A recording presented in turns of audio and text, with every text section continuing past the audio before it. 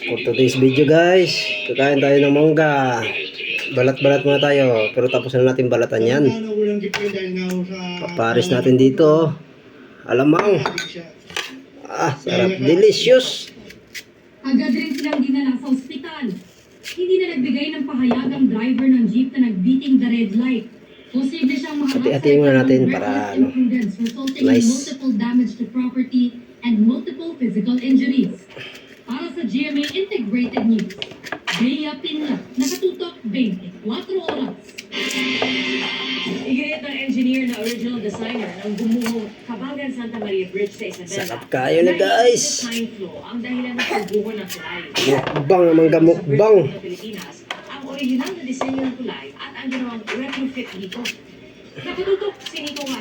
Uy, muntik na guys Ang pulot-tulo nito, design flow.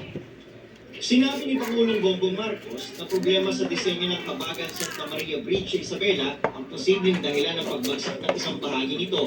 Hindi yan sinangayunan ng original designer ng tulay na si Engineer Alberto Cañete.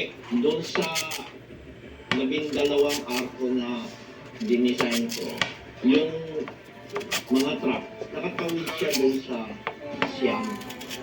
Bago doon sa Palsampo, bumagsak. Kung malang design, doon pa lang sa unang arko, babagsak niya. guys. Dami pa Yung iba, pagdating sa, I don't know, sa construction. Okay.